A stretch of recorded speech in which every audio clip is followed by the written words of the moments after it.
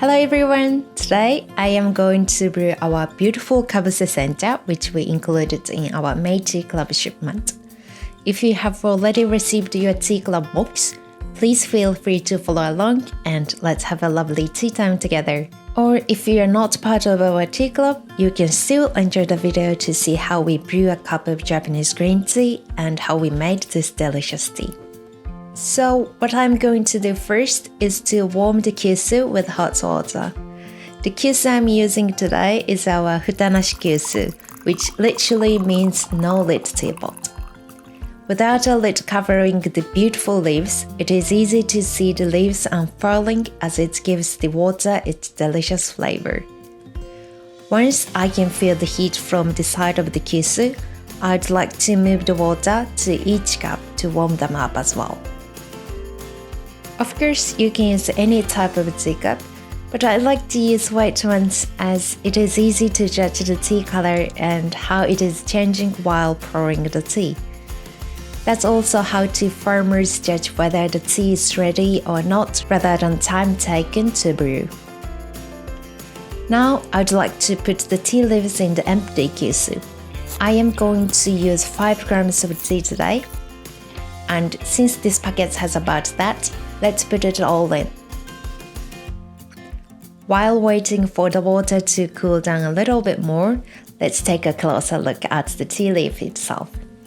Firstly, this tea has a beautiful aroma. It's green and sweet with a hint of seaweed.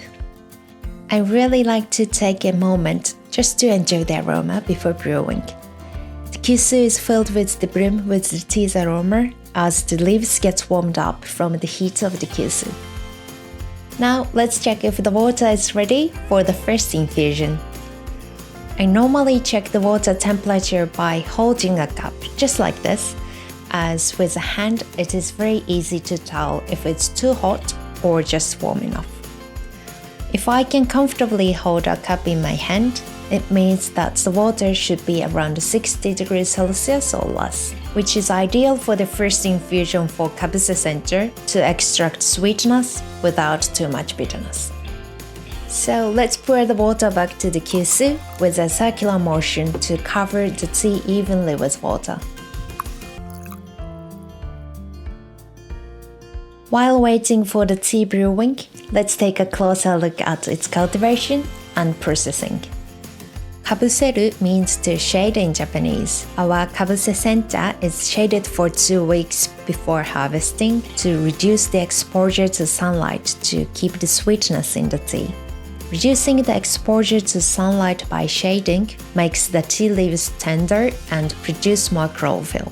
This results in a beautiful darker green color in the leaves. Once the tea is harvested, it's transported to our Sencha factory to start processing, where we simply steam, roll, shape, and dry the tea. There are 7 machines in total in our factory. And after the steaming process, the tea is carefully rolled and shaped through these machines, as well as reducing the moisture content down to 3 to 5%.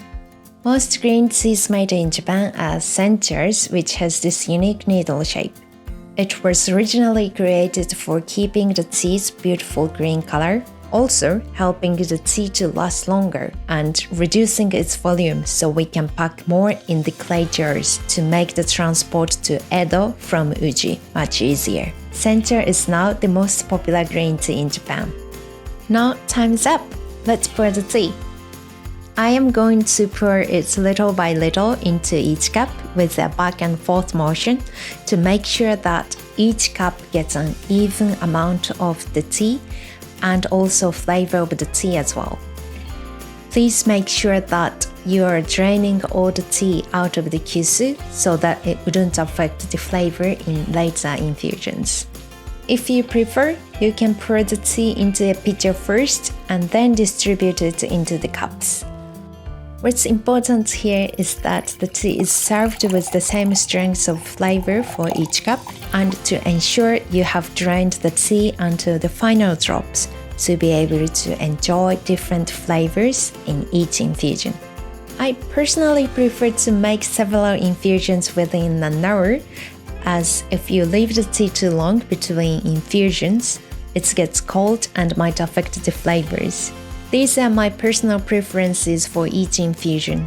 Generally speaking, you can enjoy the differences by brewing from cooler to hotter temperature as you make several infusions. But of course, you can adjust the timing and water temperature as you like. For example, our President Aki likes to brew the tea with boiling water, even for the first infusion. And there's nothing wrong with that.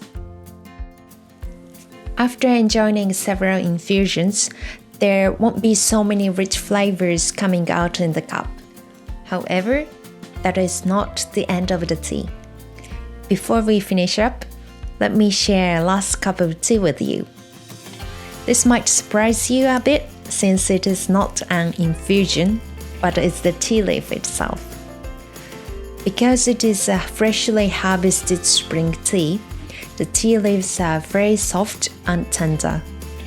I am going to make a tea salad out of the leaves we brewed with a little genmai, which is a toasted rice, and a few drops of soy sauce on top. In fact, 70% of the nutrients are still in the tea, as these are not water soluble. These are nutrients such as vitamin E, fiber, protein, and some minerals too. Eating the tea leaves after brewing will help you to take those great nutrients tea has, which would not be possible to take by just drinking a cup of tea. Feel free to make your own recipe with the tea, and please share with me if you find a nice one. Thank you very much for watching this video, and I hope you enjoyed it as much as I enjoyed sharing the tea with you today. Let me know if you have any questions or things you'd like to know more of in the comment section below, and I'll see you next time. Bye bye!